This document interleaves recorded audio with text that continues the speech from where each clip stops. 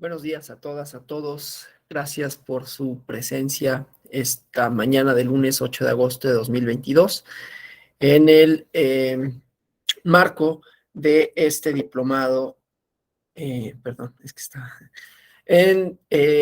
diplomado en justicia inclusiva. Vamos a hablar de los derechos políticos de personas migrantes.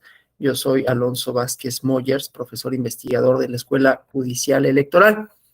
El tema de los derechos políticos de las personas migrantes tiene muchas implicaciones con relación a el concepto, la idea de ciudadanía, ¿no? Y su vinculación con la democracia.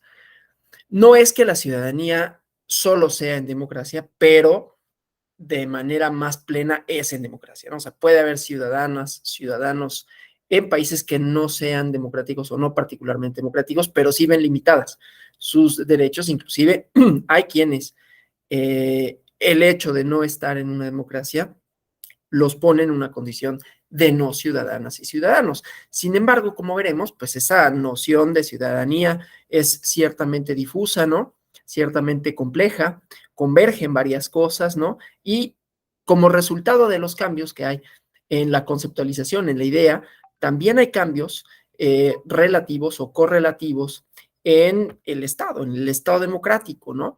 Y entonces esto podríamos hacerlo tan amplio, y ahorita voy a hacer una exploración en ese sentido, tan amplio como reformular, como que reformular el concepto de ciudadanía, como lo vamos a proponer en estas dos sesiones, tiene también como implicaciones reformular el concepto de democracia y de Estado, ¿no?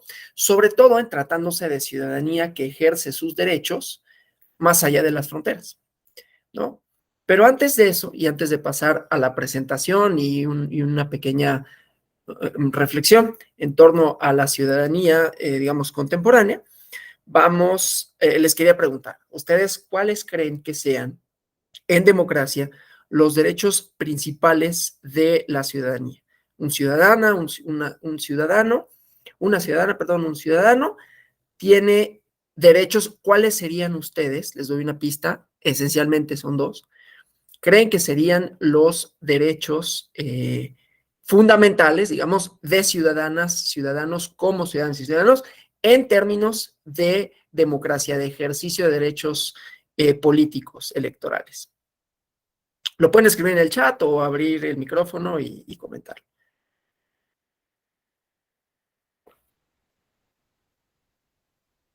Votar y ser votado, desde luego, esa es una vertiente, ¿no?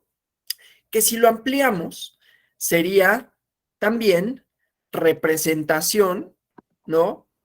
Por un lado, ¿sí? Y desde luego el derecho de elegir, derecho de asociación, sin duda, ¿no? Entonces, vamos pensando justamente en esa idea, ¿no? De tener representación, inclusive puede ser representante uno mismo, misma, pero desde luego eso tiene que ver también con la posibilidad de elegir a los representantes, es decir, de participar, ¿no? Podríamos decir en términos generales que sería representación, participación, también desde luego la asociación, y de ahí se derivan otros, desde luego no es limitativo decir, bueno, hay participación y hay representación, hay democracia, ¿no? Porque para que haya estos dos derechos, tiene que haber otros asegurados. Para que haya participación, pues tendría en circunstancias ideales que haber asociación, tendría que haber libre manifestación de ideas, ¿no? Y si hay libre manifestación de ideas, entonces también haciéndolo extensivo, tendería a el libre desarrollo de la personalidad, por ejemplo, ¿no? O sea, tiene como muchas vertientes, pero quizás esta es una propuesta que desde luego no quiere decir que sea la verdad, pero quizás los dos pilares fundamentales a partir de lo cual podemos pensar el resto serían la participación y la representación, ¿no? Desde luego, votar y ser votado está ahí, o votada, ¿no? Está ahí, porque son derechos. Votar es participar. Desde luego, votar no es la única forma de participación, pero es una de tantas, ¿no? Quizás es la más concreta en cuanto hace a la elección de las autoridades políticas legítimas, ¿no? Es el acto jurídico mediante el cual nosotros dotamos de legitimidad las decisiones políticas que se toman y discutimos, se condensan ahí varias cosas en el hecho de votar, ¿no? Bueno, y todo esto, en principio, estaría bien resuelto, relativamente, tampoco es tan fácil, ¿no? Pero estaría bien resuelto si un Estado democrático de derecho garantizara estos, valga la redundancia, derechos de participación y de representación a todas las personas que viven en su territorio. Y hasta ahí decimos, pues está bien. ¿Cuál es el problema? Que hay muchas personas que siendo ciudadanas, ciudadanos, ¿no? Teniendo derechos, están más allá de las fronteras del país por diversas circunstancias, ¿no?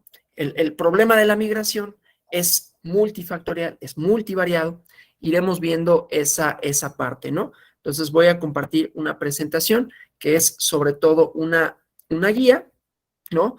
Con relación a esto para que vayamos más o menos, voy a ponerla aquí en grande, ¿no? Bueno, si es que puedo, que luego no puedo. Ok. Y déjenme poner aquí mi posibilidad de barra de herramientas, porque si no la veo, luego no puedo cambiar pantallas. Entonces, bueno, esto, ¿no? Vamos a abordarlo, los componentes sociopolíticos, las medidas jurisdiccionales, porque cuando hablamos de migración, entonces también estamos hablando de un fenómeno en donde vamos a redefinir la ciudadanía. Vamos a entender los derechos de participación y representación, no solo, pero también, digamos, si son la columna vertebral del resto, entonces, ¿qué pasa con fenómenos migratorios que se viven no solo en México, pero en todo el mundo? ¿Cómo garantizamos, digo, sería la pregunta, cómo garantizamos esos derechos de representación y de participación a las personas que siendo ciudadanas, ciudadanos mexicanos, teniendo un vínculo, no solo con el territorio, con todo lo que representa la nación, ¿no? Están más allá de las fronteras. Por eso decía que esto transforma en buena medida, ¿no? Nuestra idea de Estado. El Estado se entendió a partir de la Paz de Westfalia, ¿no? Como un territorio, sobre todo, ¿no? Había el elemento territorial. Entonces, todas aquellas, inclusive antes, ¿no?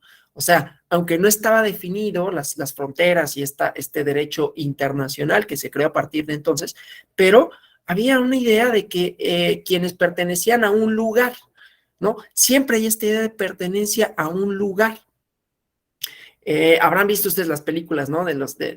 Cuando se representa el feudalismo, ¿no? En la Edad Media, esta idea de, pues, la protección que te brindaba el Estado, ¿no? Lo que fuera, no eran ciudades-estado, eran cosas ahí más indefinidas, pero era dentro de un lugar, dentro de unas fronteras, ¿no? Por eso estaban amuralladas, y más allá quienes lo hacían, quienes tenían que viajar, pues iban un poquito a su suerte, ¿no? Había salteadores de caminos. Hay una película muy buena de Stanley Kubrick que se llama Barry Lyndon, ¿no? Y Barry Lyndon está más o menos ubicada, pues, en esta edad media, un poquito más cargada hacia la era de las revoluciones, ¿no? Siglo XVIII, pero de todas maneras, o sea, sales de las fronteras del territorio y pues estás un poco a tu suerte, ¿no? Y el chiste, pues, es que hay una vinculación con el territorio. Dentro del territorio puedo ejercer ciertos derechos. Dentro del territorio tengo asegurada, más o menos, ¿no? Tengo asegurada una serie de libertades, no solo políticas, porque no siempre las ha habido, pero tengo asegurada, valga la redundancia de lo que voy a decir, tengo asegurada la seguridad, más o menos, ¿no? O sea, se supone que la organización social cumple con esa función, pero que además, pues sí, está contenida, digamos, ¿no? Está contenida en el territorio y que por lo tanto, al estar contenida es que me llegan notificaciones y nada más estoy al pendiente porque como no veo necesariamente la pantalla, entonces luego me desconecto, lo que sea, entonces tengo que estar al pendiente. Bueno, de lo que me llega, ¿no? Entonces decía, pues, hay este vínculo con el territorio, indefectible, ¿no? Pero ¿qué pasa cuando ese vínculo se rompe y no? Digamos, no dejo de ser parte del territorio en tanto, bueno, no, a ver, dejo de ser parte del territorio en tanto que ya no estoy habitando en este. No obstante, conservo un vínculo. No, y no solo el vínculo, a ver, todos los vínculos son imaginarios, ¿no? El vínculo con mis amigos, pues yo me imagino que me quieren, ¿no? El vínculo con mi país, ese es lo mismo, ¿no? Yo me imagino, yo entiendo, y ustedes y todos, ¿no? Que hay una cierta cosa que se llama México, que no es tan cierta como pareciera, ¿no? Es mucho más amorfa de lo que pensamos que es, ¿no? Pero que se representa, ¿no? En una bandera, en un himno, en pasaportes, ¿no? No para todos y todas es igual, desde luego, ¿no? Hablando de derechos de la ciudadanía, ¿no? Hay personas que estaban en este territorio, o más o menos dentro de esas fronteras que de pronto se volvió México, que además esas fronteras han cambiado, ¿no? Pero bueno, que estaban y de repente les dijeron, aquí es México, ¿no? Y como es México, pues aquí se habla castellano, y como es México, aquí te tienes que vincular de esta forma con el Estado, y el Estado es esto, ¿no? Entonces eso sigue siendo un proceso que va como a distintas velocidades en otros lugares, ¿no? Tan es así que también hay derechos políticos de las personas que pertenecen a comunidades originarias, ¿no? Pueblos originarios, y tienen costumbres que más o menos se han articulado con el Estado mexicano, pero que en donde el Estado mexicano dice, bueno, los reconozco, pero esto ha sido transformación, desde luego, ¿no? Antes era como, vamos a imponer una unidad, una idea de unidad. Pero esa es la cosa, ¿no? Si yo me muevo, yo físicamente me desplazo, pero conservo, por un lado, derechos, que ese es un poquito más concreto, ¿no? Derechos como mexicana, como mexicano. Pero ¿cuáles derechos conservo? ¿Por qué? ¿Y cómo los hago valer? Ese es un problema si ya no estoy en el territorio. Si yo voy a donde sea, me desplazo del país, pues yo puedo tener mi documento, pasaporte, y entonces puedo acudir a la embajada, ¿no? Pero es una parte en donde mi vínculo, digamos, jurídico, político y también imaginario, sin duda, no se rompe el todo porque es temporal, ¿no? O sea, soy turista y pues temporalmente no estoy en el país, pero es una parte, insisto, transitoria, ¿no? Pero ¿qué pasa cuando ese desplazamiento no es transitorio, sino es permanente? ¿Pierdo mis derechos de participación y de representación? ¿Por qué? ¿O por qué en todo caso? Bueno, no los pierdo. ¿Por qué no? ¿No? Que esa es la pregunta que nos formulamos, ¿no? Que nos vamos a ir formulando y que, insisto, en la respuesta, como ven, pero entonces, personas que ya no están físicamente en el territorio, que conservan derechos, y la participación es, bueno, pero la representación, que es a lo que vamos a abordar mañana, ¿no? En fin, entonces vamos avanzando con esto. Y primero, pues algo simpático, ¿no? Para, bueno, más o menos, para romper el hielo un poquito. Déjenme, discúlpenme, ahorita comparto la pantalla. Nada más déjenme regreso acá con ustedes. Les voy a detener esta presentación. Voy a compartir otra pantalla. Es un poco jocoso, ¿no? Es un poco curioso lo que les voy a compartir, pero que centra una parte del problema, ¿no? De la migración. Vamos entendiéndolo ya no solo como se rompe un vínculo imaginario, sino llegan las personas a un país distinto y no tienen derechos, y entonces se queda como en un limbo si no extendiéramos las fronteras del concepto, ¿no? Porque vamos a hablar del concepto de ciudadanía y qué pasa, cómo camina con esto la idea de representación y de participación, y qué pasa en los países de acogida, que no son tales necesariamente. Entonces, bueno, este es un poquito, es medio gracioso, ¿no? Lo que les voy a compartir. Nada más díganme, porque luego tengo problemas cuando comparto así ventanas, si se escucha, ¿no? Solo háganme así, sí se escucha. El día perfecto, cero osos y un hermoso y gordo chequezote. ¿Por qué es tan bajo mi sueldo? Impuesto de la patrulla antioso, $5. ¿Qué? Esto es inaudito. Es el impuesto más grande de la historia. Es el impuesto más pequeño de la historia. Que los osos paguen sus impuestos. Yo pago los de mi casa. Los osos no tienen casa. De todos modos, es inaudito. Patrulla antiosos. ¡Los impuestos!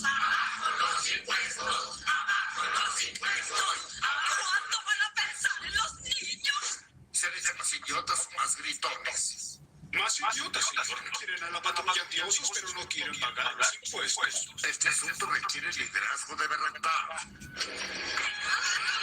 Amigos, sus impuestos son altos por causa de los inmigrantes. Así es, los inmigrantes ilegales. Deshagámonos de ellos. Sí, ellos son los culpables. Los inmigrantes sabían que eran ellos. Aun cuando eran los osos, sabía que eran ellos. ¿Alguien, por favor, quiere pensar en los niños?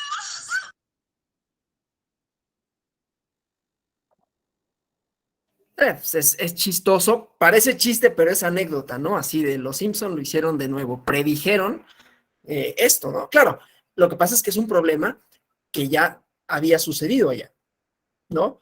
Ya había habido leyes en donde, desde Halliburton, o sea, desde los 90, ya había habido leyes que castigaban la inmigración. Ha habido el fenómeno migratorio en México, Estados Unidos, por décadas o quizás un poco más, o sea, ya quizás alcanzando la centuria, ¿no? Entonces, bueno, esto solo para decir que la migración se convierte, ¿no?, en un fenómeno, por un lado, que responde a múltiples causas, que trastoca la idea de ciudadanía, pero que por otro lado genera estas tensiones políticas, ¿no? Y en esas tensiones políticas, pues vamos a ver distintas medidas y vamos a abordarlas un poco que suponen la restricción de derechos, ¿no? Entonces, el concepto de ciudadanía como vínculo simbólico, jurídico, imaginario, pues tiene que refinarse de manera tal que se garanticen los derechos a las personas que se encuentran más allá de la frontera, porque normalmente vamos a encontrar que en el caso mexicano y la cuestión con Estados Unidos, pues a ella no se les reconoce, ¿no? Por su propia condición, por esta condición de no tener documentos, ¿no? Entonces, bueno, voy a regresar a la presentación, y aquí van a ver otra cosa. Esto, la representación de la migración, o sea, aquí vamos viéndolo como desde dos perspectivas, ¿no? La migración y su vinculación con la ciudadanía en el ejercicio de derechos, pero la migración como un fenómeno que en algunos países se convierte en algo indeseado. Los migrantes como un problema, no estoy diciendo yo que sea un problema, es un problema en el sentido de cómo les garantizamos derechos, ¿no? Es un problema en el sentido de por qué tendría que dejárseles de reconocer no solo en los países de los que salen, sino en los países a los que llegan, ¿sí? Pero en la lámina también vemos, esta fue publicidad, propaganda, política, político-electoral en Suiza, ¿no? Un partido político que lo mismo, ¿no? La representación del migrante, la oveja negra. Aquí somos, y no nada más en términos del tono de piel, aunque quizás también, ¿no? Pero como somos una cosa, tiene sentido, hablando de los vínculos imaginarios del Estado, somos los suizos, las suizas, somos algo, y los migrantes llegan y trastocan ese algo, ¿no? Dejan nuestros valores, nuestras costumbres, ¿no? Se pierden, nuestros impuestos son altos, porque tienen servicios, porque se cuelgan, ¿no? Como si fuera el alambrito de la luz, ¿no? Se cuelgan de esto, se cuelgan de esta nación, ¿no? Y entonces empieza todo este discurso político desde, sin duda falaz, pero atractivo, ¿no? Lo vimos en 2016 con el expresidente de los Estados Unidos, lo vemos en Italia, ¿no? Matteo Salvini, y ahora la persona, la que está liderando las encuestas para suceder a Mario Draghi. Habrá elecciones en septiembre, y ¿no? Lo vimos en Francia con Marine Le Pen, que llegó a la segunda vuelta. O sea, es un fenómeno que se replica, lo vemos en España con Vox, es un fenómeno que se replica en distintos lugares. Digo, mencioné algunos casos, pero aún en países, digamos, un poquito más liberales en ese sentido, en Ámsterdam, hace unos 3 años, estuvo a punto de ganar un alcalde que tenía esta idea. Y digo Ámsterdam porque Ámsterdam y Holanda en general es un país que supuestamente es como buena onda con los migrantes, lo cual dista de ser cierto, ¿no? Para quienes hayan visto la serie de Borgen, que les recomiendo mucho, el problema de la migración, ¿no? Y en todas las series y en todos los periódicos europeos está el problema migratorio, ¿no? Las fronteras en Turquía, ahora con la cuestión ucraniana, pero antes hubo también estas personas desplazadas de Ucrania que iban a Polonia y que hacían pues sí, son una especie de guetos, ¿no? Que hay en Francia, en París, ¿no? Y que están asociados a un cierto tipo de personas y que esas personas se asocian con prácticas y que esas prácticas van en detrimento, dicen, yo no estoy de acuerdo, desde luego, pero bueno, ha sido políticamente muy redituable. Y esta imagen es políticamente redituable para algunas personas, ¿no? En México también pasa, nada más que no me quiero meter. No me quiero meter en esas aguas turbias, pero desde luego que sucede también, ¿no? Con la migración del sur, ¿no? Y el trato que se le da a los migrantes, no solo el trato que le dan las autoridades, que es lamentable, sino el trato que le da también muchos de nuestros connacionales, ¿no? En la frontera sur. Pero bueno, entonces hay representaciones de los migrantes, ¿no? Este filósofo, Byung-Chul Han, que es como polémico y a lo mejor es como un poquito filosofía descafeinada y habrá quien diga no sirve para mucho, ¿no? Una especie de Fernando Savater, pero que escribe en otro idioma, pero que bueno, en su libro de la expulsión de lo distinto tiene una premisa interesante, me parece a mí, que es como una idea de occidentalización. Impone una serie de categorías, de valores como el ciudadano deseado, ¿no? O la ciudadanía deseada, vamos a ampliarlo, ¿no? La ciudadanía deseada. Y la ciudadanía deseada se asocia, perdón, a una serie de valores supuestamente universales, supuestamente racionales, y todo lo que no va con eso, ¿no? Pues se quita, ¿no? Mary Bird tiene un libro, no, Mary Bird no, perdón, Martha Nussbaum tiene un libro que se llama Fronteras, ¿no? Y cómo esto también, ¿no? Europa trazando murallas, Estados Unidos trazando, o vecindarios, ¿no? En donde no quiero que entren y entonces trazo una diferencia, ¿no? Una frontera, sea física, sea simbólica, ¿no? Y donde en los barrios, digamos, más elegantes, pues vemos como un cierto perfil, ¿no? Y luego viene este otro autor que también polémico, chistoso, que tiene un último libro que él tuvo un problema, ¿no? Psiquiátrico, lo convirtió en libro, un poco desgarrador. Yo no leí el libro, leí un cuento que hizo a partir del libro en otro texto. Y bueno, no importa, ¿no? Michel Houellebecq, que es como un poco polémico, ¿no? De repente dice cosas así medias subidas de tono. Y el libro de Sumisión, la premisa es en Francia, ¿no? La Francia de las libertades, de los derechos humanos, que ese es otro gran mito, ¿no? Luego les comparto una lectura con relación a esto. Pero bueno, que se supone que la libertad, la fraternidad, ¿no? La Revolución Francesa. Y entonces él dice, bueno, la premisa de la novela, es una novela, desde luego, una ficción, es qué sucede ante el gran número de personas migrantes de religiones no occidentales, vamos a decirlo así. ¿Qué pasa si se organizan, tienen un partido? Y no solo se organizan y tienen un partido, ganan. Y entonces imponen una serie de valores, ¿no? Que son contrarios a lo que representa la libertad francesa, ¿no? Y entonces ahí se desarrolla la novela, un tanto cuanto distópica, ¿no? Pero otra vez con esa representación, ¿no? La migración como un problema, ¿qué hacemos con estas personas que son diferentes, que tienen otros valores? Y entonces, otra vez, ¿no? Murallas, restricción de derechos, e imágenes muy feas que hemos visto tanto en México como en otros países, ¿no? Pero la migración internacional es inevitable y se ha intensificado, ¿sí?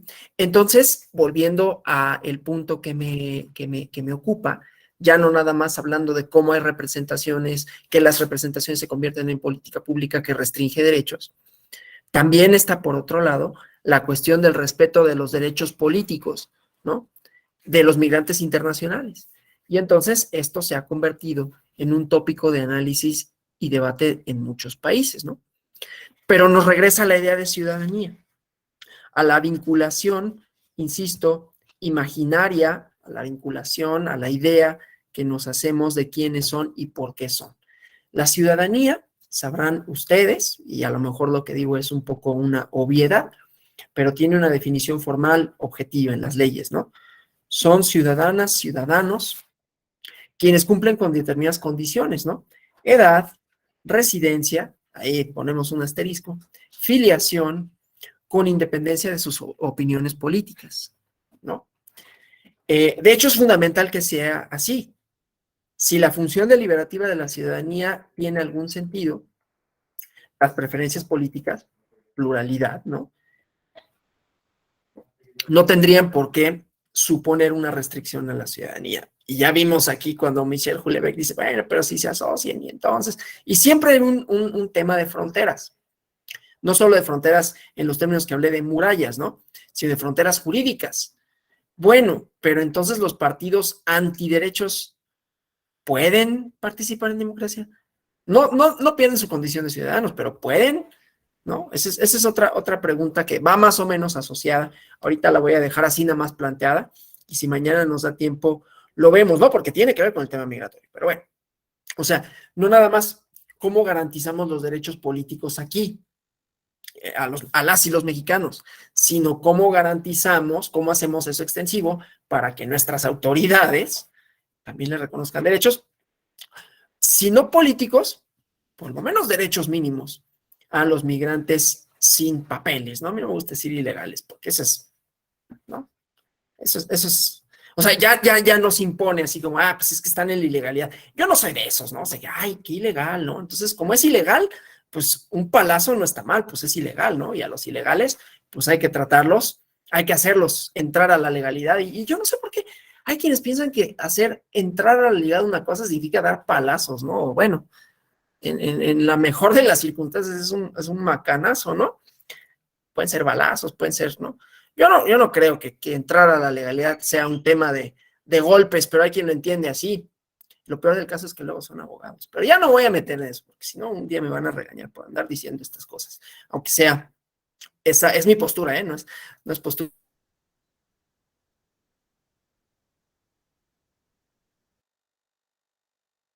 Inmigrantes ilegales, ¿no? Porque entonces ahí sí ya lo separo, como, bueno, entonces sí hay razones para limitarle su condición de ciudadano. Pero es que la ciudadanía tenemos una representación que es jurídica, ¿no? Pero que está asociada a una idea moral también. Actitud, por eso, o sea, por más feo que me parezca a mí esta lámina, ¿no? De la oveja blanca expulsando a la negra, el chiste de los Simpson, ¿no? La realidad es que hay una moralidad vinculada, actitudes, valores, prácticas, virtudes, que significan la pertenencia a una comunidad concreta, ¿no? O sea, a ojos de los amotinados, el protagonista es un ciudadano, ¿no? Se comporta como un ciudadano en la medida en que apoya ciertos valores, ¿no? Contrariamente a quienes, dije amotinados, o sea, a los ojos de quienes hacen una práctica no ciudadana, ¿no? Entonces, bueno, pero la historia de la idea de ciudadanía es complicada, es polémica, ¿no? De la definición formal, de los requisitos, de las facultades jurídicas que implica y las ideas morales que se asocian a esta, ¿no?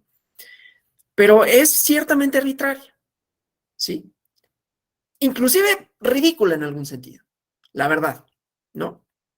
Pero bueno, en general, tenemos una idea exaltada, noble, indudable, positiva de la condición ciudadana, ¿no? Por eso todo tiene que ser ciudadano. Si es ciudadano, primero no es político, ¿no? Hay una oposición ahorita, yo no sé por qué, ciudadanía y política, ¿no?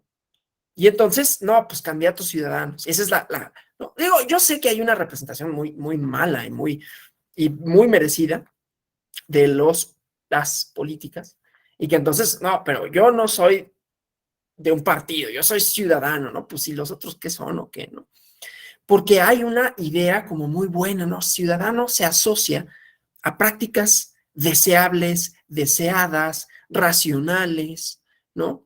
En el lenguaje cotidiano, dice Fernando Escalante, un texto que les recomiendo que es Ideas de Ciudadanía. Esta primera parte está fuertemente vinculada a ese texto. Aparece como otras palabras que tienen resonancia plausible, y yo las dije, ¿no? Democracia, participación, derechos, igualdad, libertades. Y aunque esa asociación puede ser discutible, tiene dificultades, pero es obvia, nos aparece como obvia, ¿no? Un ciudadano, una ciudadana, tiene, decíamos, derechos políticos, y es más ciudadana, ciudadano, en la medida en que haya más democracia. Hay más democracia en la medida que hay mayor participación. La participación se asegura mediante derechos, y los derechos implican igualdad y libertades, ¿no? La asociación, decía, puede ser discutible, ¿no? Porque la asociación, ya lo puse así como una pregunta, ¿no?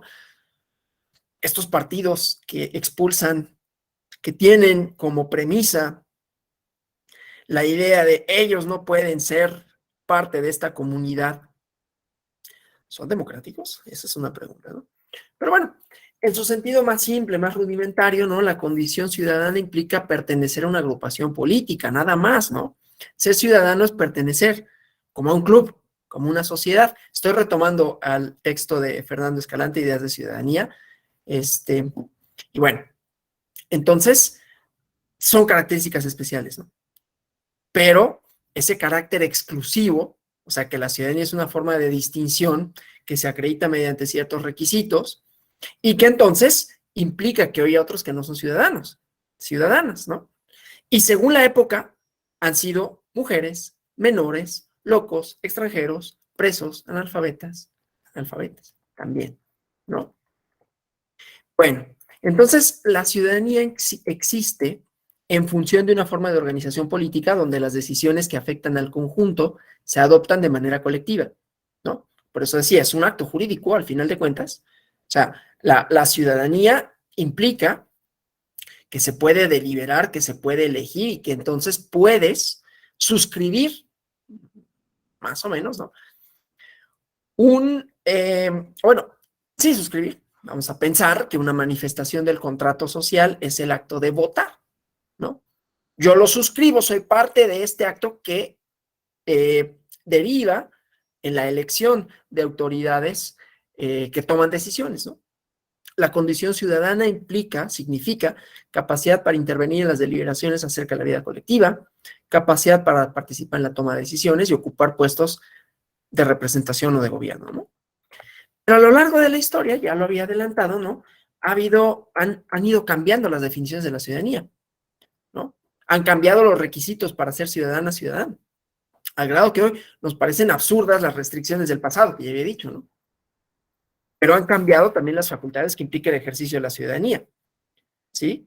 Las condiciones que hoy exigimos para acceder a la ciudadanía son muy distintas a las que se exigían en Atenas, ¿no? La Grecia clásica.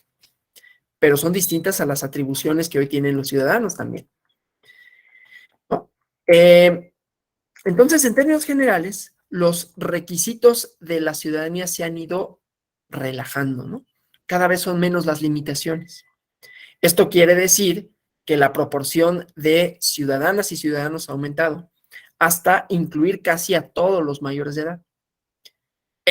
Digamos, si lo quieren pensar así, esta es una directriz para todo el diplomado, ¿no? Pero la evolución no ha sido tan nítida en lo que se refiere a los derechos y facultades. O sea, los ciudadanos de este siglo tienen derechos que hubieran sido impensables para un ateniense del siglo V antes de Cristo, ¿no? Pero tienen muchos menos facultades en las tareas concretas de gobierno y representación, que tiene su problemática, ¿no? Y ahí vemos cómo por eso van surgiendo otros mecanismos de participación ciudadana. Eso también es una parte del alejamiento, ¿no? O la falta de credibilidad en las autoridades políticas, ¿no? Y así sucesivamente. Bueno, déjenme avanzar en la presentación. Entonces, son tres las tradiciones sobre el concepto de la ciudadanía, ¿no? Y vamos a ir a cada una de ellas sin profundizar demasiado, desde luego, ¿no? Pero primero tenemos el modelo clásico, ¿no?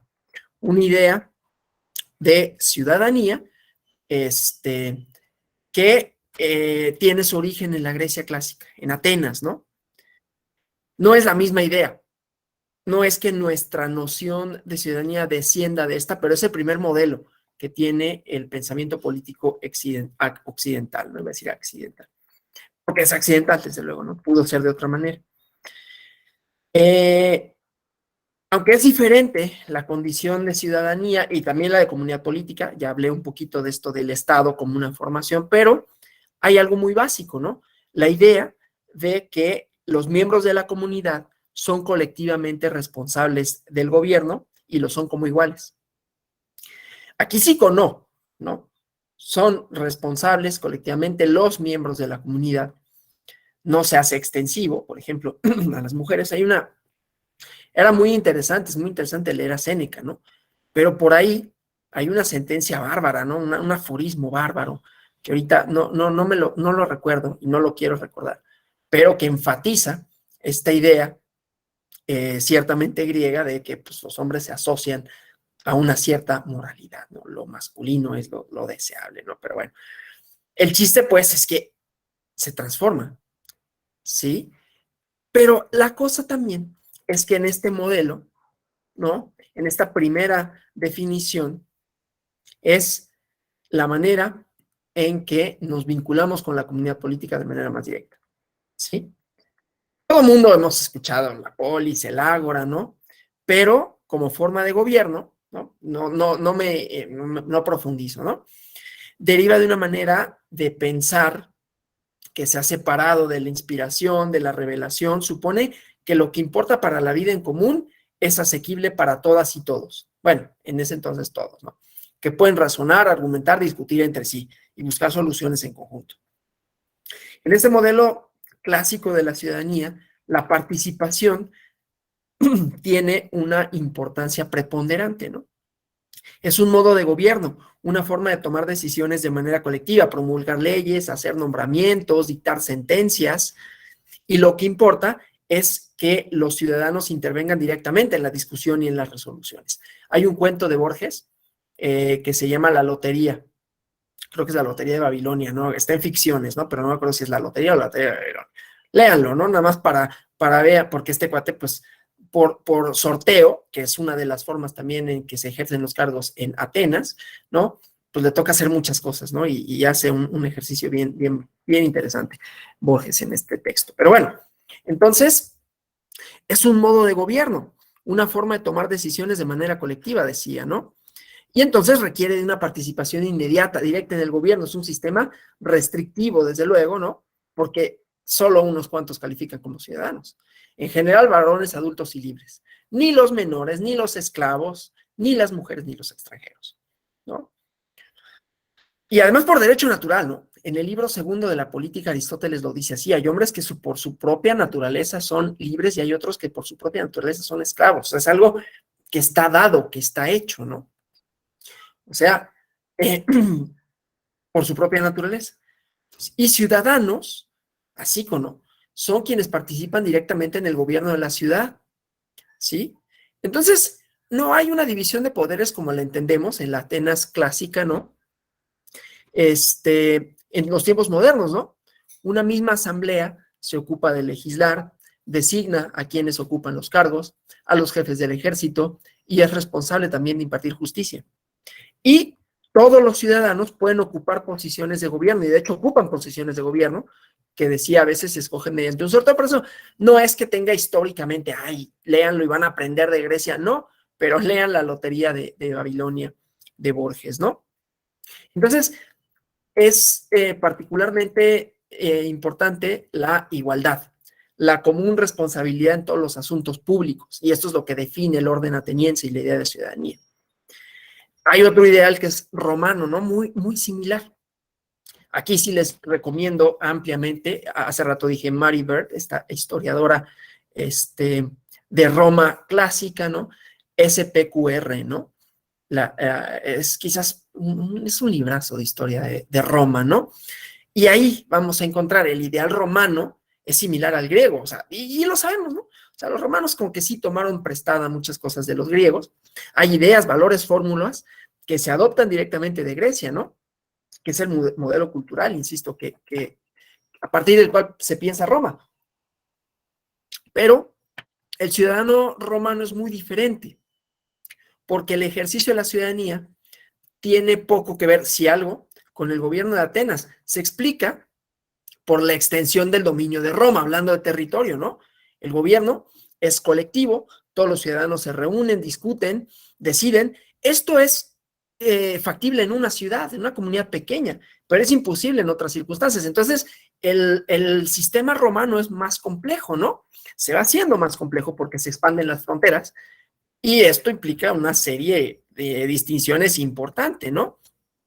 Patricios y plebeyos, habrán escuchado, ¿no?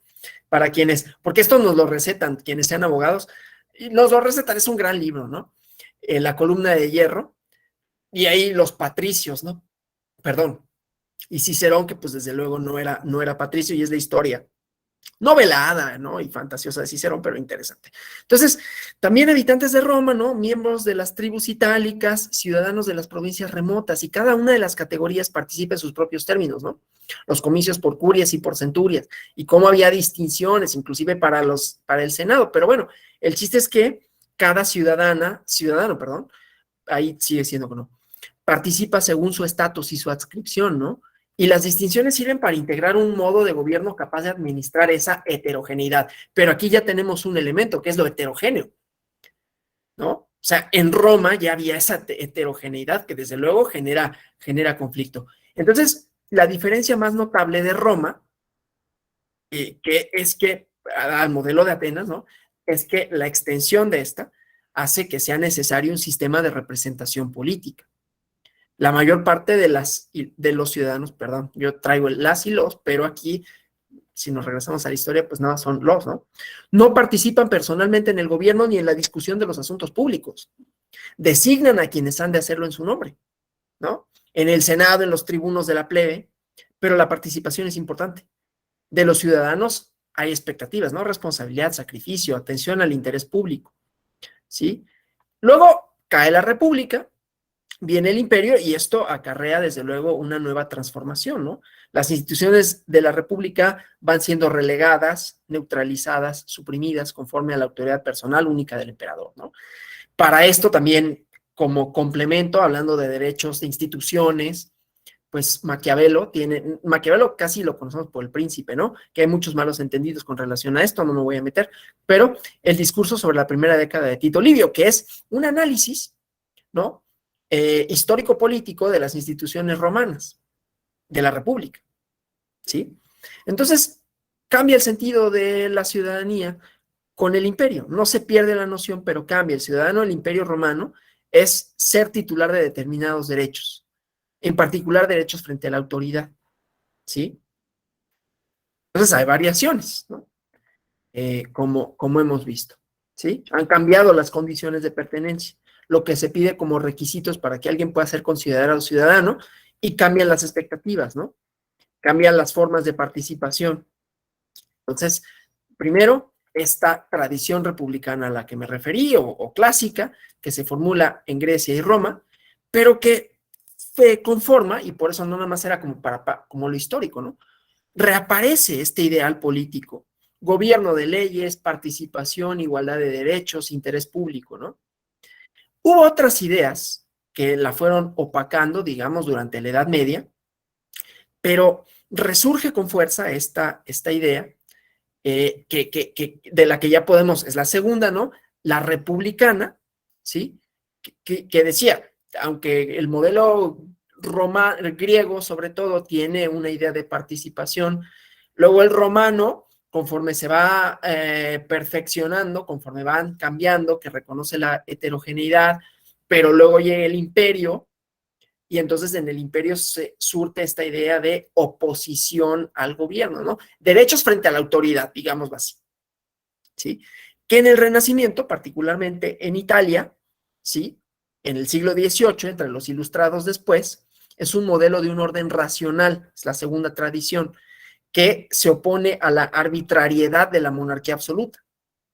Si lo ven, también en el liberalismo norteamericano, bueno, no solo norteamericano, en el liberalismo angloamericano, porque viene de Inglaterra, ¿no? George Stuart Mill, todas estas personas, ¿no? Las ideas liberales de Locke, ¿no? Es la idea de derechos políticos en oposición a la arbitrariedad, ¿no? Entonces, republicanismo, ¿no? Significa que predomina el interés público sobre cualquier interés particular. Los individuos participan como ciudadanos, todavía aquí, en la formación de la voluntad colectiva, pero participan teniendo en mente el interés público. Prosperidad, gloria, fama de la república, antes que su beneficio particular. O sea, esta idea republicana supone una participación intensa, dedicada, supone que los ciudadanos tienen que ser abnegados, responsables, desinteresados, ¿no? Porque tienen que estar dispuestos en todo momento a sacrificar su comodidad, su patrimonio y hasta su vida, ¿no? Es la idea de el reclutamiento en el ejército, ¿no? Entonces, yo doy mi vida por la patria, ¿no? Están en muchos himnos nacionales. Iba a decir en todos, pero no está en todos, pero en muchos sí, ¿no? Un soldado en cada hijo te dio, ¿no? No es extraño que la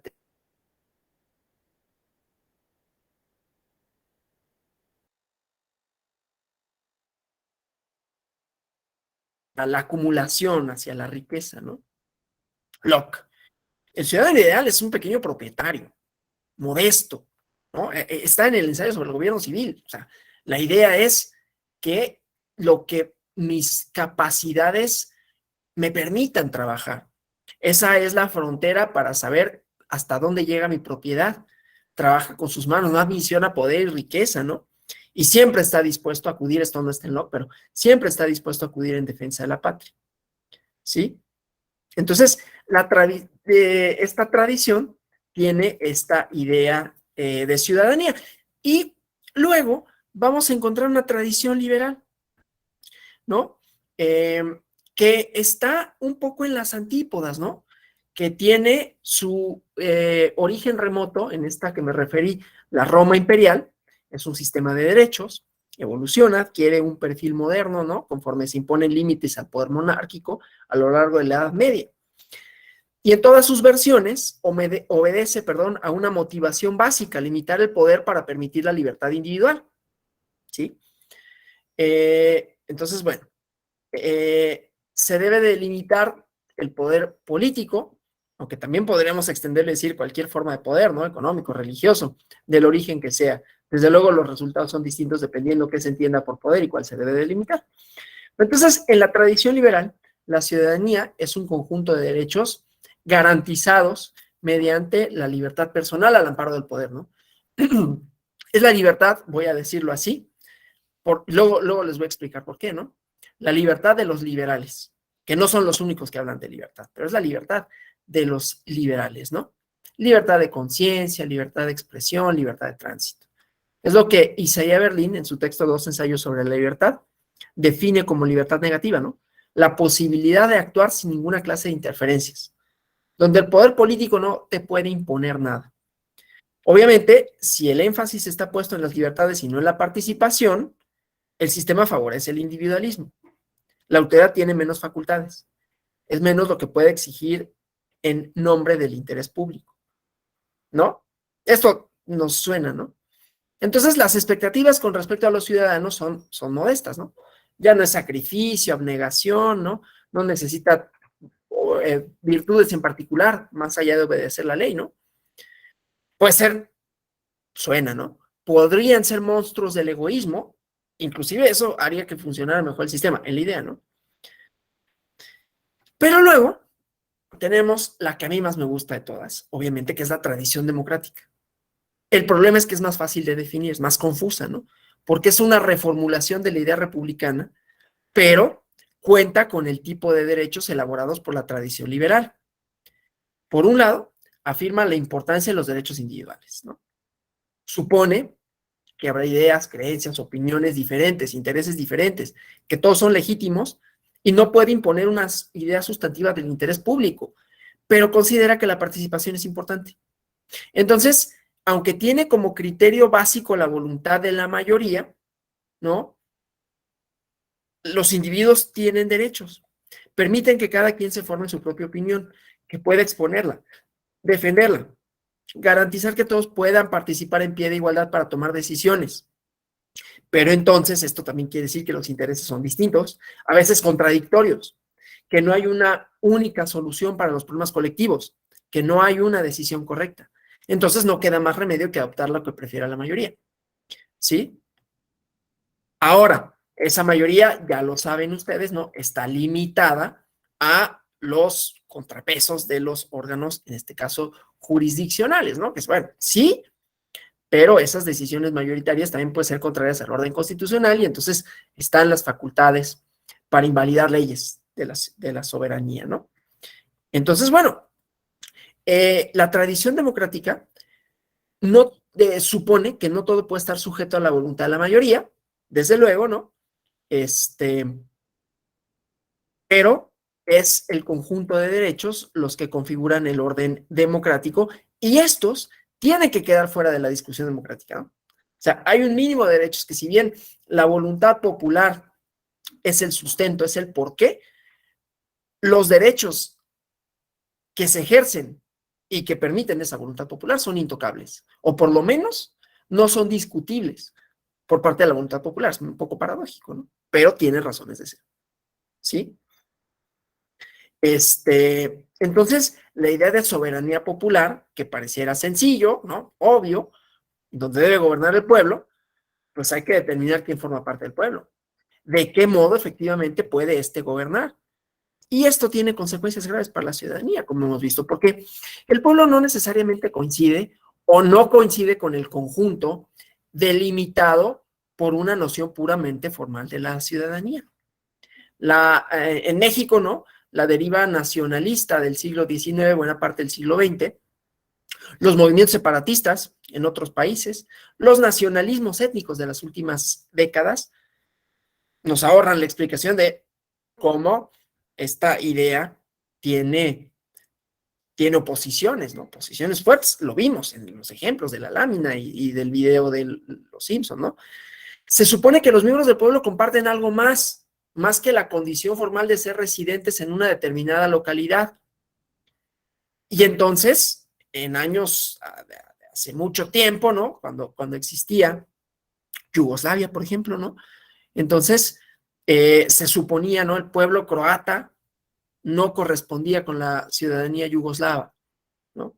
Entonces, la noción de soberanía popular justifica mecanismos de exclusión que minan la idea de ciudadanía y la convierten en otra cosa, que remiten entidades que se imaginan más sustantivas, ¿no? O sea, el principio de soberanía popular permite siempre desacreditar cualquier forma de representación porque no hay mediaciones, ¿no? En un sistema representativo, el pueblo solo gobierna de manera mediata, indirecta, a través de representantes electos. Entonces, siempre cabe, la posibilidad de denunciar ese arreglo como una forma de traición, y la clase política es en todas partes un blanco fácil para la crítica, ¿no? Entonces, en la democracia hay esta parte subversiva, ¿no? Un impulso, inclusive hacia formas de ciudadanía más activa, ¿sí? Bueno, entonces, esa parte, ¿no? Pero además, tenemos algo que a mí se me hace todavía más interesante en la ciudadanía democrática, porque no solo es la pluralidad de ideas, ¿no? Como diferentes formas de pensar. Voy a conectar mi computadora. Ay, perdón, es que... Ya. Entonces, hay adicionalmente, ya no solo, porque decíamos, aparece como una especie de síntesis de la tradición liberal y republicana, la democrática, pero hay un elemento que es producto de la migración, que es producto de la transformación social, que ya no es solo la pluralidad de ideas, de yo pienso de una forma y tú de otra, ¿sí? Sino que son formas diferentes de representarse de las personas, diferentes formas de ser, diferentes formas, pues lo resumimos, aunque suponga desde luego una simplificación, culturales. Y la cultura implica formas de ser, formas de entenderse, formas de entender a la otra, al otro, y ahí vamos a encontrar todas las personas que se incluyen en este diplomado, ¿no? personas que tienen diferente orientación sexual, afro originarios o afromexicanos, personas de comunidades originarias o indígenas, inmigrantes, ¿no? Por citar algunos, ¿sí? Y entonces ahí vamos ya a la parte formal. Hasta aquí quisiera preguntar cómo vamos, ¿no? Esta es como la parte teórica, ¿no? Ciudadanía, y eso es lo que guía. Entonces ya vamos a hablar ahora sí formalmente de mecanismos jurídicos que garantizan la participación y la representación. ¿Vamos bien hasta aquí? ¿Comentarios, preguntas que tengan? Los desplazados de Siria, sí, claro. Ese es uno de los... Bueno, entonces, insisto, pueden en cualquier momento, ¿no? Interrumpir la sesión, ¿no? Voy a avanzar en la diapositiva. Y entonces, ya vamos, ya teniendo como el marco teórico definido, la idea de ciudadanía, vamos a esto, al sufragio, ya decía, ¿no? Internacional. Esta idea de los cambios legales en México se vincula a un fenómeno más amplio, ¿no? Que es, decía, le llaman a algunos, fíjense, inclusive, sufragio transnacional, ¿sí? Entonces, la idea es que al desafío de implantar un régimen migratorio legal, seguro, ordenado, se agrega la demanda de inclusión plena de los migrantes internacionales en las sociedades de destino y el reconocimiento de sus derechos en los países de origen. Por eso decía que esto trastoca la idea de ciudadanía vinculada a un territorio, vinculada a valores, vinculada, que se difumina esto, ¿no? Que genera tensiones, que genera problemas, cómo los insertamos en la democracia y que por otro lado, pues también trastoca la idea del Estado, ¿sí? No es ya nada más estas fronteras, ¿no? Entonces, bueno, es uno de los mecanismos, el sufragio desde el exterior. Hoy vamos a hablar en esta segunda mitad de la clase de el sufragio, el derecho a votar. Mañana hablaremos del derecho a ser votado o votada, ¿no? Y revisaremos una sentencia que les voy a recomendar su lectura. Y viene, ¿no? En el programa, me parece. Pero bueno, si no viene, de todas maneras, les encargo que la lean y mañana la discutimos. Pero bueno, y cómo esto se va a vincular a la idea de ciudadanía democrática. No crean que esta primera reflexión en la primera hora fue en balde, ¿no? Además de trazar el marco, digamos, teórico a partir del cual vamos a pensar lo demás, también tiene efectos en la sentencia que vamos a leer, bueno, que van a leer o que van a tratar de leer un poco, ¿no?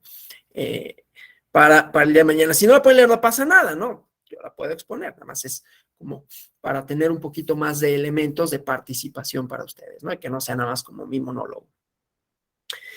Entonces, bueno, en el caso mexicano, aunque esto se inserta en algo más amplio, ¿no?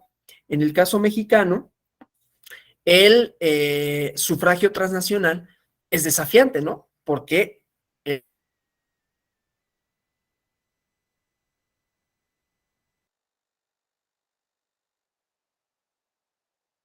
en edad para votar tan cuantiosa, ni con la diversidad de perfiles sociodemográficos y laborales como México. Y no obstante, este país se ha comprometido activamente, ¿no? En esta tendencia mundial de asumir la universalidad de los derechos de la ciudadanía, que es un rasgo característico, ya decía, de las democracias contemporáneas, ¿no?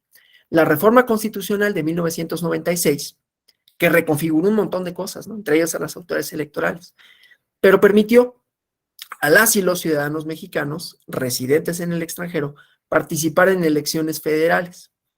Además, que hizo posible que los nacidos en el extranjero de padres nacidos en México, al menos uno, ¿no?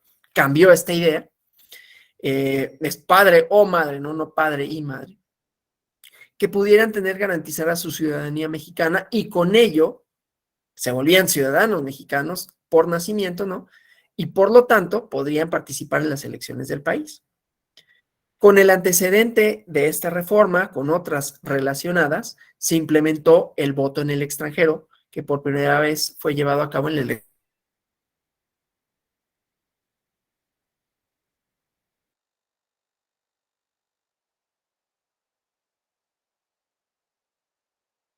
Ciudad de México, ¿no? Se estableció esto en la Ley General de Instituciones y Procedimientos Electorales, en la LEGIPE, el artículo 329, que posibilita que la ciudadanía que reside fuera de México ejerza su derecho al voto, ¿sí?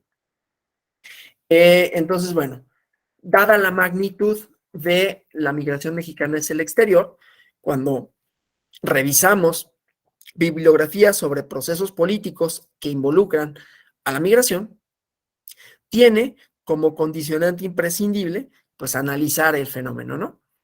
O sea, para atender las motivaciones respecto del voto de la población de origen mexicano en Estados Unidos, necesitamos por fuerza considerar características demográficas, geográficas, ¿no?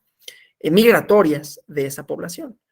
La idea de la distribución geográfica de las y los migrantes mexicanos en territorio estadounidense, pues también es importante. Todo esto también, ¿no? Vayan más o menos recogiéndolo, está en la sentencia, por eso me interesa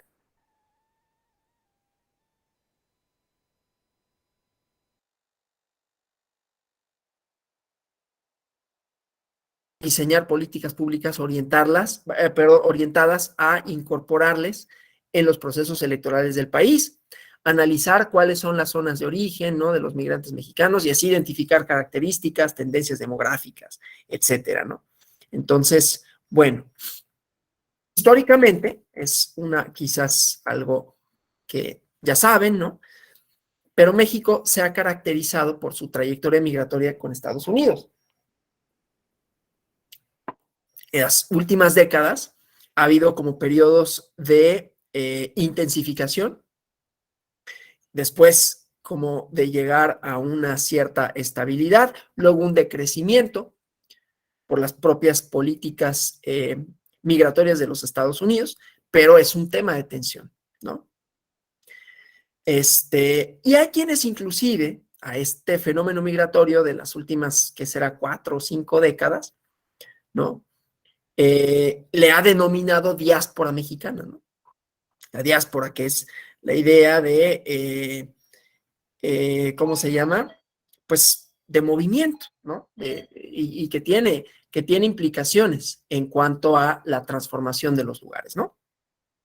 Y tiene esta diáspora mexicana graves repercusiones económicas, políticas y sociales, ¿no? En la década de los 70, hubo un incremento, por ejemplo, ¿no? En la emigración de trabajadores mexicanos que no tenían documentos migratorios y que hicieron de su desplazamiento a Estados Unidos uno de los movimientos más sobresalientes de la población en el mundo. Pero no es aislada esta diáspora, ¿no? Forma parte de un fenómeno migratorio mundial.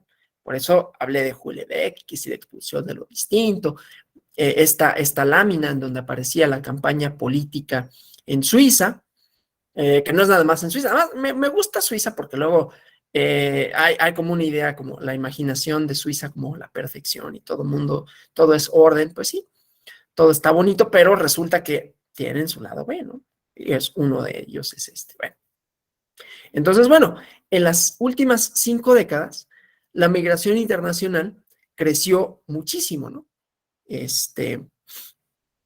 Pasó de 80.8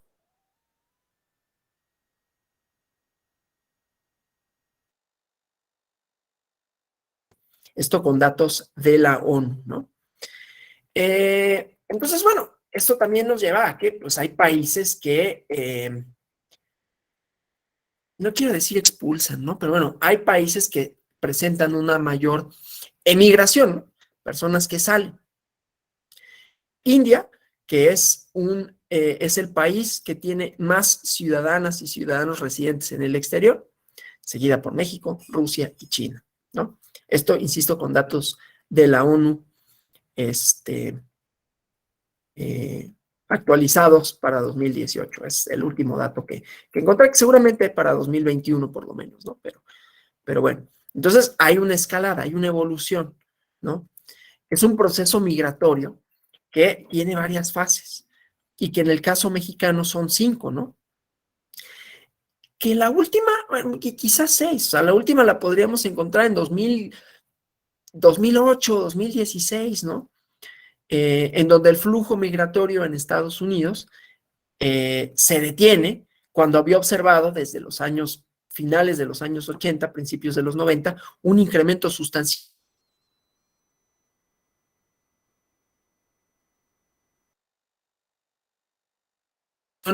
Alcanzó a 760,000 connacionales por año, en promedio, que emigraban a Estados Unidos, ¿no? Entonces, una explicación de ese crecimiento a la migración en esta penúltima etapa, si pensamos que después del año 2008, en parte como reacción a los atentados terroristas, en parte por el endurecimiento propio de la política migratoria, que, insisto, siempre ha sido tensionante para Estados Unidos, ¿no? La idea de las fronteras y fronteras seguras, ¿no? Y ahora con la muralla y todo. Pero bueno, el chiste es que hay distintas explicaciones, ¿no? Una de ellas es, pues, el innegable debilitamiento del aparato productivo mexicano, el desmantelamiento de la industria petroquímica, el ajuste del sector agrícola, que afectó gravemente, no es auge, que afectó gravemente la capacidad para generar empleo en la economía mexicana, ¿no? Y esto, desde luego, agudizó la expulsión de trabajadores hacia Estados Unidos. Pero la tendencia creciente de migración mexicana fue afectada por la recesión económica mundial de 2008, fue afectada por la cuestión de la guerra contra el terrorismo, ¿no? Desde luego la guerra contra el narcotráfico como una de las variantes de esto, y entonces marcó cambios en la dinámica migratoria, ¿no? A partir de 2006, el ritmo, el flujo migratorio fue un poquito más lento, ¿no? Disminuyó, es que decir, disminución, iba a decir, se observó una disminución, luego pensé, disminuyó la tasa de crecimiento, o sea, crecía, pero disminuyó el ritmo de crecimiento de la población inmigrante en Estados Unidos, ¿no? Los flujos anuales de la población mexicana se calcula, hay una encuesta del Pew Hispanic Center de 2021, ¿no? Que en el periodo 2006-2009, la llegada de inmigrantes mexicanos disminuyó de 1 millón a 600,000 personas. Pero volvió a crecer, ¿no? Y luego vino 2016 y vinieron otro endurecimiento. Pero bueno, había crecimientos moderados, ¿no? Entonces, bueno, como decía, hubo una aceleración del flujo migratorio.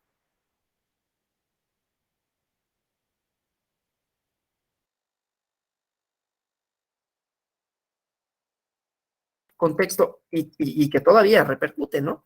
Económico-político estadounidense ha repercutido en la dinámica migratoria, ¿no? O sea, las elecciones presidenciales en 2016, que nos recuerdan a esta lámina, que nos recuerdan a esto que puse al principio de Los Simpson, ¿no?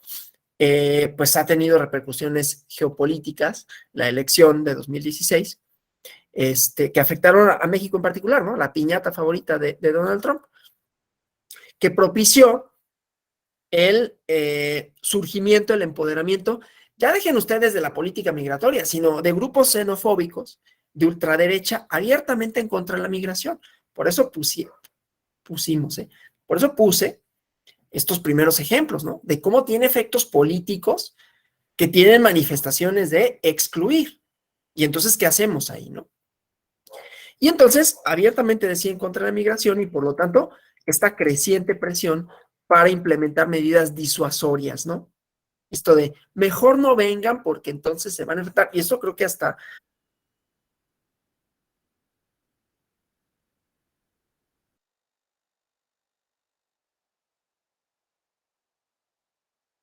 la construcción del muro fronterizo, que hay reportajes muy buenos, muy lamentables, no solo en términos de lo que significa para la migración, bueno, lo que significa para la migración no solo humana, ¿no? Entonces, animales que ven cortadas sus trayectorias, ¿no? Había una imagen bien fea, ¿no? De un correcaminos que estaba así en Arizona, creo que era, y estaba como desconcertado porque no podía seguir su trayectoria migratoria, ¿no? O sea, también medioambientalmente esto ha sido desastroso. En fin, entonces todos estos factores hacen que sea más costoso, más peligroso emigrar o permanecer en Estados Unidos para cientos de miles de mexicanos, ¿no? Como ustedes habrán escuchado, seguimos con esta idea porque es la parte central cuando hablamos de derechos políticos de las personas migrantes, referirnos a los Estados Unidos, ¿no? Aunque el derecho de voto, de votar, no se restringe a Estados Unidos, ¿no? Pero sí el de representación. Pero vamos por partes, ¿no? Entonces, habrán escuchado el término hispanos, ¿no? Que según en Estados Unidos, ¿no? Se refiere a todas aquellas personas que siendo ciudadanas estadounidenses por nacimiento, alguno de sus padres o ascendencia superior proviene de algún país de habla hispana, de las regiones del Caribe, Centro, Sudamérica, ¿no? Entonces, bueno, de acuerdo con esta misma encuesta de 2021 de Pew Center, se estimaba para 2021 que la población de origen mexicano que residía en Estados Unidos era cercana a 40 millones y que la distribución de población entre clases, 3 clases de generación, o sea, primera generación, segunda generación, tercera generación, era más o menos equitativa, ¿no? Y notar que las poblaciones de segunda y tercera generación, pues han tenido un crecimiento demográfico constante, ¿no? Igualmente. Entonces, bueno, segunda generación serían los hijos de, ¿no? Que ya, como vimos, reformó el 96, también los convirtió en ciudadanos por nacimiento, ¿sí? Entonces, bueno, todo eso, el fenómeno, ¿no? Patrones geográficos, ¿no? De la migración mexicana hacia Estados Unidos, la diversificación, etcétera, ¿no? Pero también la distribución, ¿no? La concentración geográfica de la población mexicana en Estados Unidos es en realidad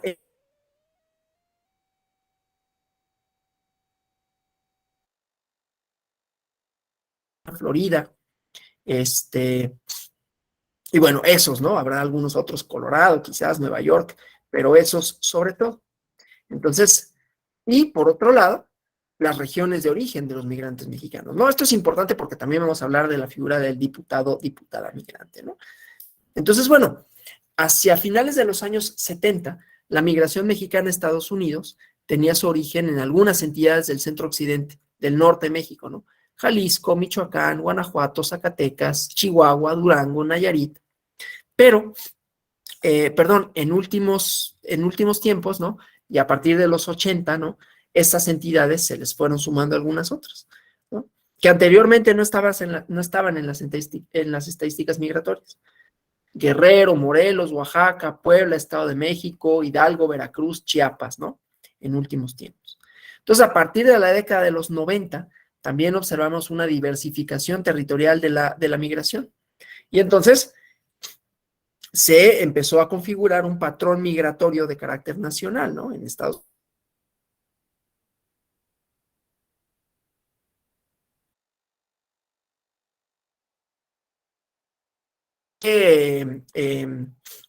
¿Qué más decimos de esto, no?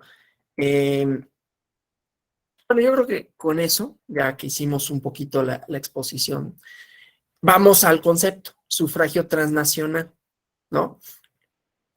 Ya que dijimos, tienen estas características, esta dificultad, estos derechos, y ha habido este fenómeno creciente, ¿no? El concepto de sufragio transnacional, que esencialmente significa radicar en una nación y votar en otra, ¿no? Sufragio es un concepto que se relaciona con votar y la posibilidad de ser votado o votada, ¿no? Considerando no solo a los que efectivamente votan, sino a quienes no ejercen ese derecho. Y transnacional quiere decir, ¿no? Los miembros de una nación que siguen siéndolo, aunque residan en otra, por eso decía, sí trastoca un poco nuestro concepto de Estado y les permite sufragar en su país desde el extranjero, ¿sí?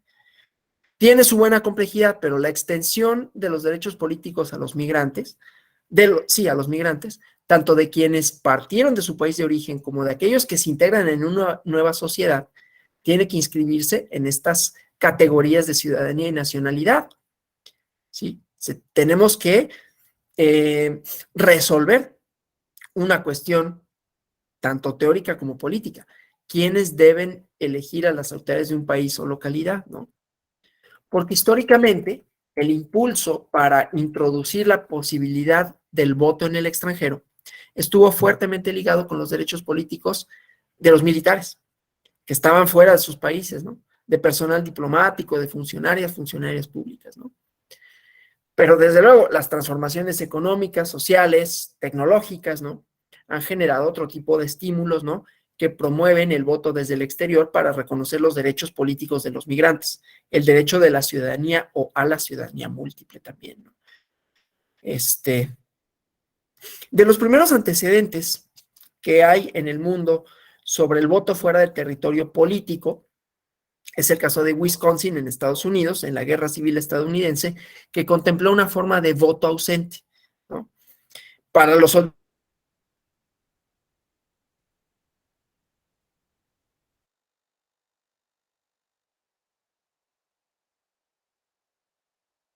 de la nación, un mecanismo, ¿no? Que permitía que los militares combatientes pudieran votar mediante representantes, ¿no? En Colombia es el primer antecedente que encontramos en América Latina, luego Brasil, Perú, Argentina, Venezuela, Honduras, Ecuador y finalmente México, ¿no? En 2005. Entonces, de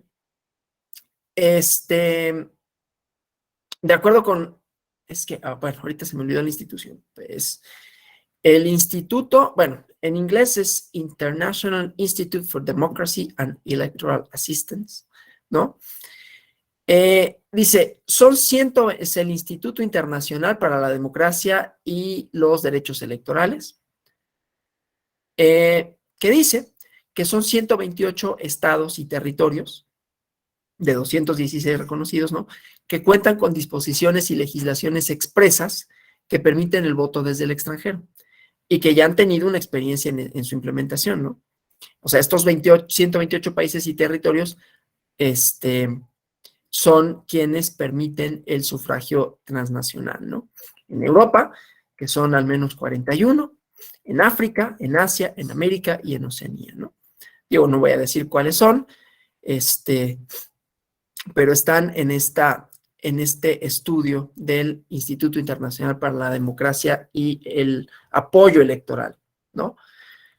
Por sus siglas en inglés es IDEA, ¿no? International Democracy, esto que había dicho. Bueno, es importante decir, ¿no? Los países, los territorios que incorporan en sus legislaciones esta posibilidad del voto en el extranjero, que han tenido experiencias en la materia, difieren de manera significativa respecto al nivel de desarrollo económico de sus integrantes, ¿no? El espectro comprende desde países miembros del G10, ¿no? Estamos hablando de Alemania, estamos hablando de Bélgica, estamos hablando de Italia, de Estados Unidos, a países con economías emergentes, ¿no? Y también difieren de manera notoria sobre el grado de arraigo, la historicidad de sus instituciones y prácticas democráticas, ¿no?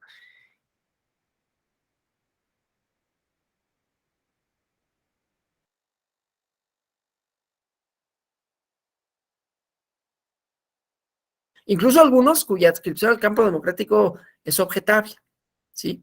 Entonces, se ha dicho, se ha pensado, ¿no?, que la adopción de regulaciones, la instrumentación de prácticas sobre el voto en el extranjero, no supone una correlación necesaria con características socioeconómicas, político-institucionales de un país, que no son inherentes tampoco a la longevidad de los sistemas electorales.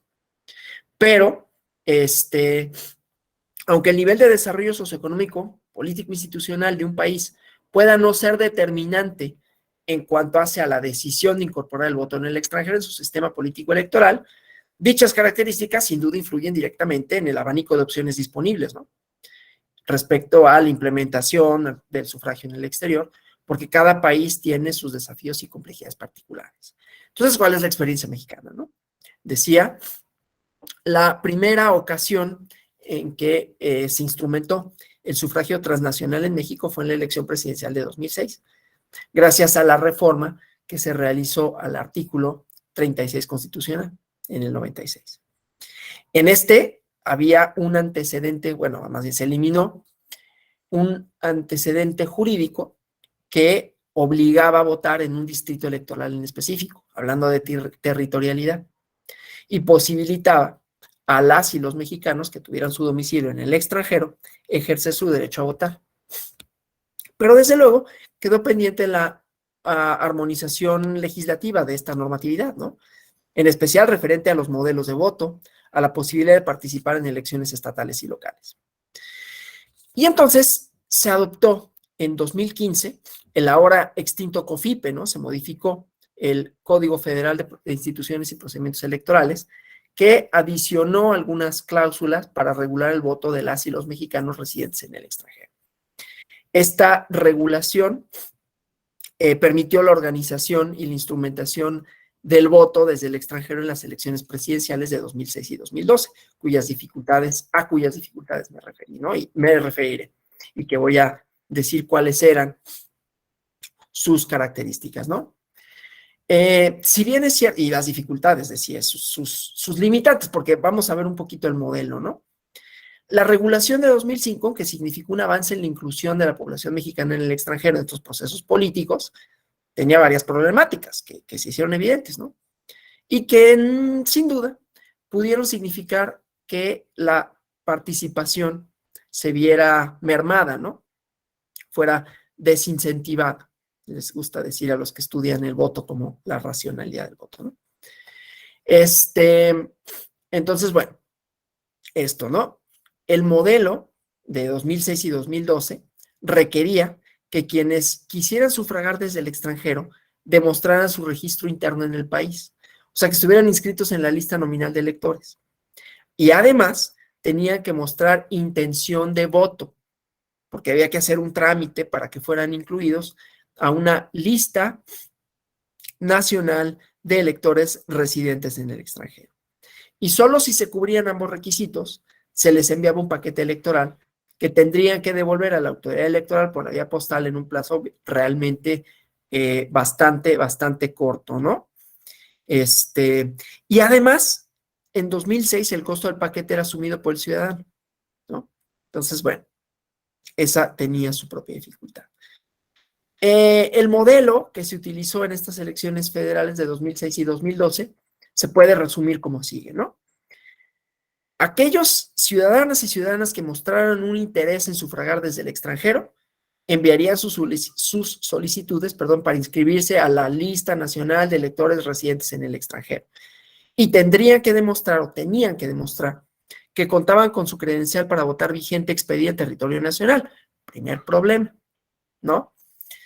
En la fase de recepción y aprobación de las solicitudes, las y los ciudadanos inscritos en la lista nacional de electores residentes en el extranjero se dan de baja de la lista nacional de electores en el territorio nacional. A las solicitudes aprobadas se les envía un paquete electoral postal a la dirección en el extranjero que la o el ciudadano hubiera proporcionado a la solicitud. Cuando recibía este paquete electoral postal, donde estaba la boleta electoral, él o la ciudadana marcaba el emblema del partido político de la coalición del candidato en la boleta electoral. Y una vez marcada, se devuelve el paquete electoral postal y se lleva a la oficina postal para su envío.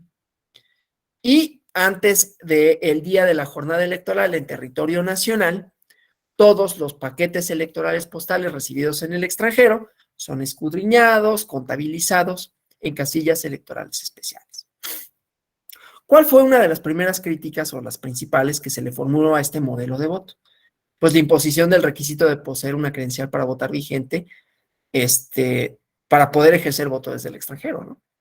Porque la consecuencia inmediata fue que la población potencial de votantes se vio reducida, ¿no? Solicitar como requisito una credencial para votar, la cual solo se podía expedir en territorio nacional, para muchas personas resultó excesivo, ¿no? Sobre todo si consideramos la situación económica, ¿no? Migratoria de muchas y muchos de los ciudadanos mexicanos que radicaban fuera del país. Vulnerable, ¿no? Y con ello, pues, dificulta inclusive que puedan entrar y salir del país libremente. Y también se señalaron otros problemas, ¿no? Asociados principalmente al esquema de seguridad para salvaguardar la integridad de los paquetes electorales postales. En 2006, por ejemplo, en la elección se exigió que quienes quisieran inscribirse en la lista nacional de electores residentes en el extranjero presentaran comprobante de domicilio en el extranjero. Desde luego, este factor pudo incidir en que no hubiera muchas personas que lo hicieran, ¿no?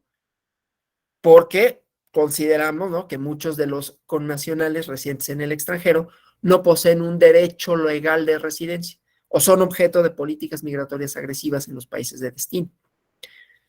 Entonces, obviamente, los resultados que se obtuvieron, perdón, en estas elecciones, 2006 y 2012, corroboraron en parte, ¿no?, las críticas que recibió el modelo de votación, porque en ambos casos las cifras que se obtuvieron fueron decepcionantes, considerando la participación potencial, la población potencial de votantes, ¿no?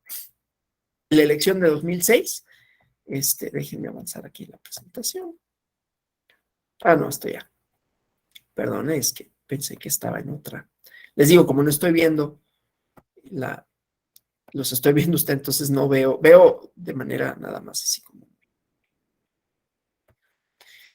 En 2006 se recibieron alrededor de 56,000 solicitudes de inscripción en la Ley Nacional de Electores Residentes en el Extranjero.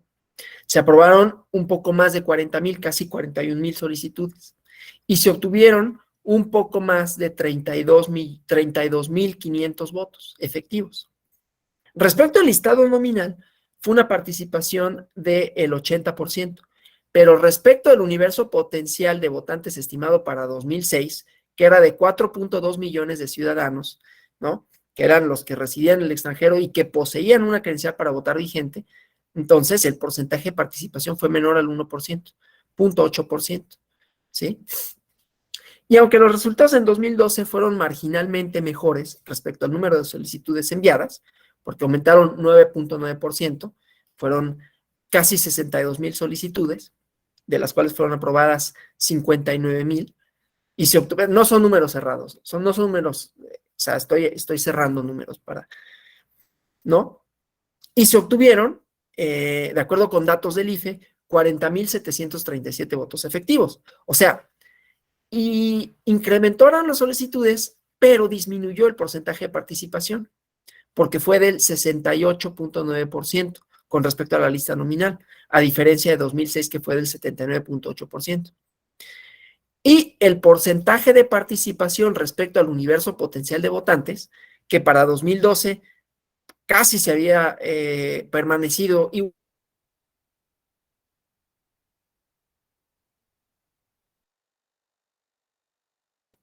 ¿Sí?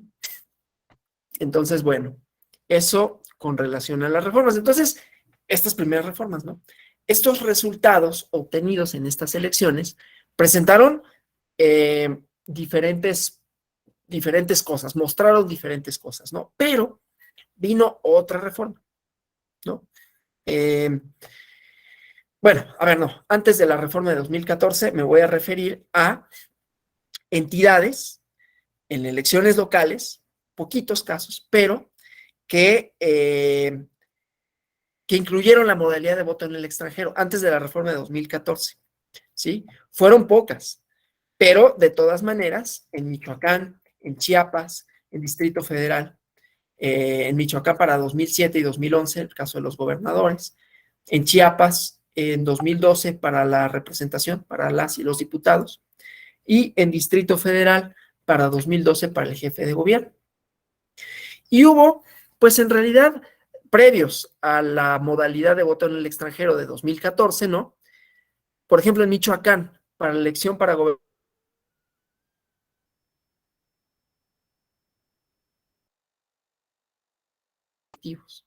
para Chiapas, 1,192 solicitudes en 2012 para diputado migrante, figura que mañana estudiaremos, y votos efectivos 533.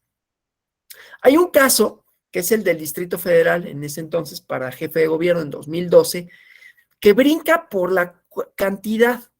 Fueron 10,782 solicitudes, de las cuales 7,915 votos efectivos, ¿no? O sea, hubo una participación importante en cuanto a números de solicitudes y votos efectivos, que además esta entidad utilizó simultáneamente la modalidad del voto vía postal y vía electrónica, ¿no? Mañana nos dedicaremos a esta modalidad del voto electrónico. Pero la participación observada es baja, ¿no? Primero, con relación al promedio del número de solicitudes, que es poquito más del 50%.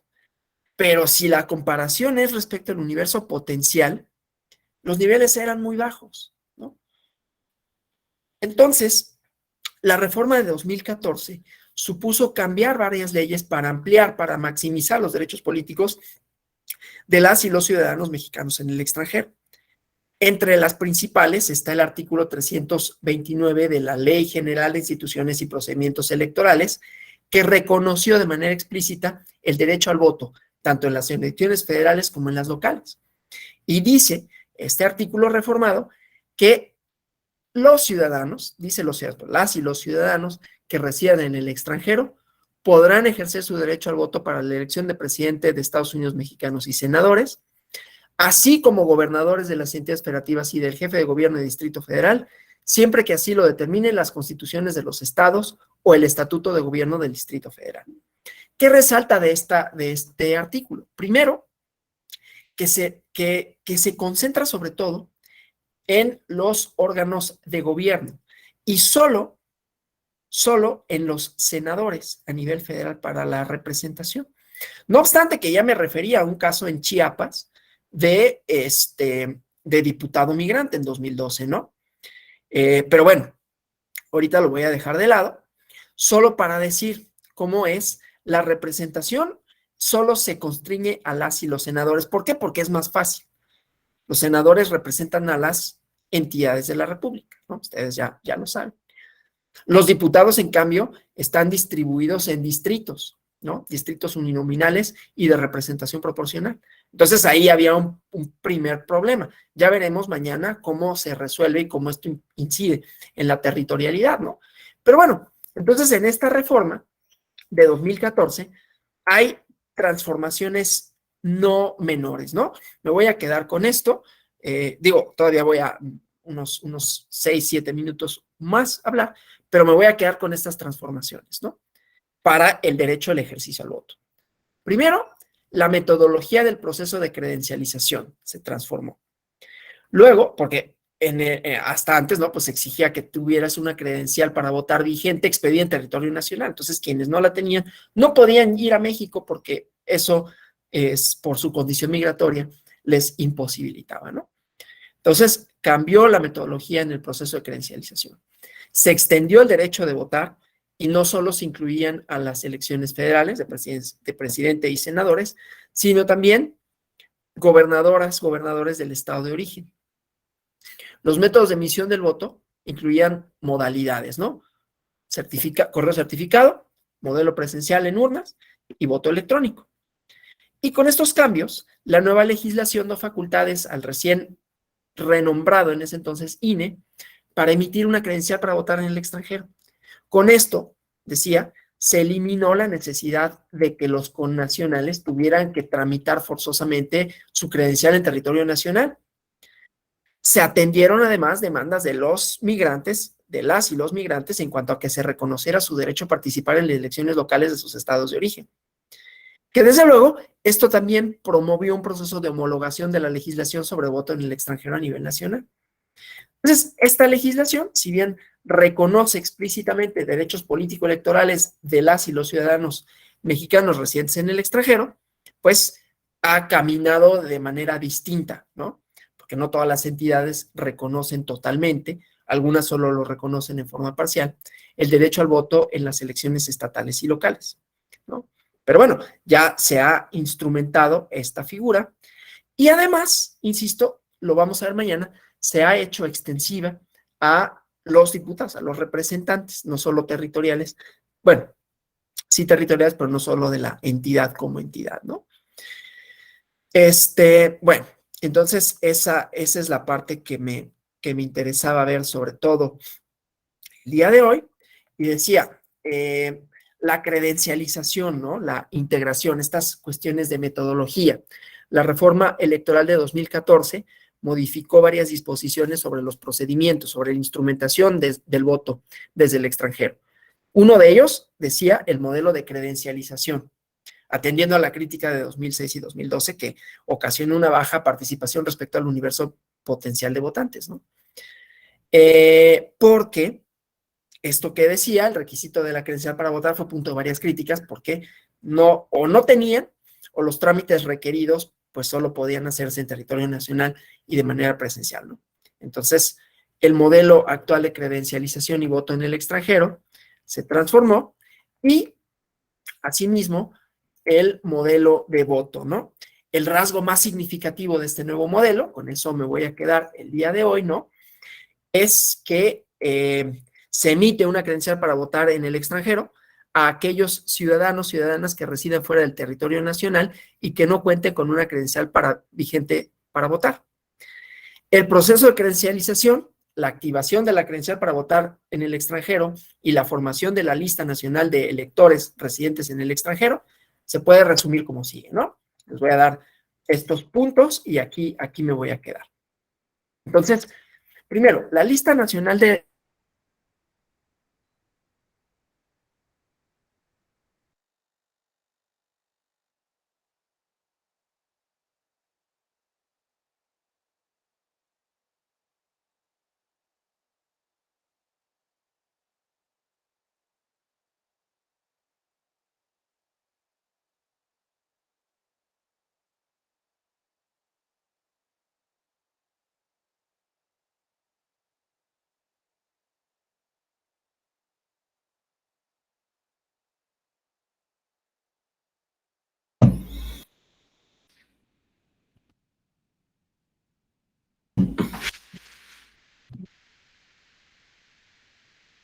lo cual supone que tienen que demostrar su domicilio en el extranjero y su estado de origen en México, ¿no? Hay plazos que fija el INE para hacer esto, ¿no? Una vez tramitada la credencial para votar en el extranjero, se activa a través del sistema informático que define el INE y luego se solicita su inscripción en la lista nacional de electores residentes en el extranjero. Quienes hayan tramitado su credencial para votar en el extranjero dentro del periodo fijado por el INE, activan su credencial y manifiestan su decisión de votar desde el extranjero, ¿no? Mediante un trámite igualmente, ¿no? Luego luego pasa una fase de revisión, de aprobación de las solicitudes, en donde los ciudadanos que están inscritos o que son inscritos en la lista nacional de electores residentes en el extranjero, que tenían una credencial para votar vigente expedida en territorio nacional, se les da de baja de la lista nominal de electores en territorio nacional, y los que recibieron su credencial para votar en el extranjero y realizaron la activación del trámite correspondiente son inscritos en la lista nacional de electores residentes en el extranjero. Todo esto se hace por internet, en realidad es mucho más fácil. Mañana, si nos da tiempo, les voy a pasar un video que te explica, del INE, ¿no? Que te explica las fases, ¿no? Lo que pasa es que digo, si me da tiempo, porque mañana tenemos que hablar de representación. A todos los ciudadanos inscritos en la lista nacional de electores residentes en el extranjero, se les envía el paquete electoral postal mediante correo certificado a la dirección en el extranjero que el ciudadano proporcione en su solicitud, que tiene otras modalidades, ¿no? Puede ser el voto en línea, puede ser en urnas, ¿no? Cuando reciben, ya cada quien elige, ¿no? Cuando reciben el paquete electoral en donde está la boleta electoral, se marca el emblema del partido, de la coalición del candidato en la boleta electoral y se devuelve reenviándose por correo certificado. Un día antes de la jornada electoral en territorio nacional, todos los paquetes electorales postales que se reciben en el extranjero son escudriñados, son contabilizados en un único local designado por el INE, que se localiza en la Ciudad de México, ¿no? Entonces, bueno, el trámite para garantizar el voto ha cambiado, digamos, ¿no? Vamos a dejarlo ahí con los procesos de reforma. Mañana voy a hablar un poquito de las reformas legales y la importancia de los poderes judiciales en la reconfiguración de la ciudadanía y del Estado. Pero por hoy es todo de mi parte. No sé si hasta aquí haya alguna pregunta, algún comentario que deseen formular con relación a lo expuesto. Sí, Gabriela Moreno, ¿qué tal? Buenos días. Buenos días a todas y a todos. Nada más el dato de la sentencia que hay que... Sí, claro, perdóname. Gracias.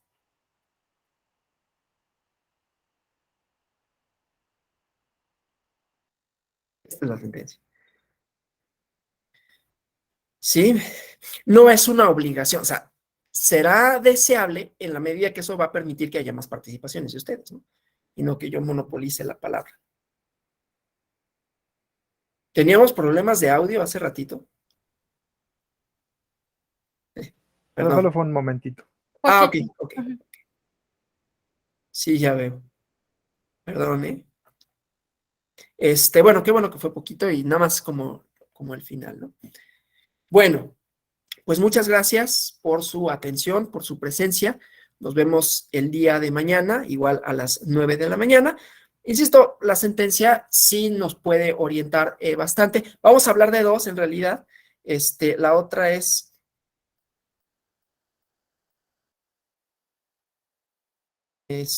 un JDC 20/2020. Este es de la Ciudad de México, que tiene que ver con las diputaciones migrantes en la Ciudad de México, una reforma que hubo, una reforma constitucional. No es chilangocentrismo, ¿no? Sino que en esta, porque yo sé que no todos están en la Ciudad de México y que México es mucho más que la Ciudad de México, ¿no? Y de pronto hay como este vicio de pensar que solo es eso. Lo que pasa es que esa sentencia, porque digo, lo quiero centrar también en el papel de los poderes judiciales, en esto de la ciudadanía democrática, y en esa sentencia vamos a ver una reforma, una contrarreforma, y el papel del Poder Judicial, bueno, del Tribunal Electoral para invalidar leyes, esto que decíamos de las mayorías y la cuestión democrática, ¿no? Entonces, bueno, esa también la pueden revisar, ¿no? Un poquito como sus características, sus componentes, y mañana conversamos. Pues les deseo un feliz inicio de semana y nos vemos mañana a las 9 de la mañana. Muchas gracias por su asistencia y por sus participaciones. Gracias, doctor. Gracias. Gracias.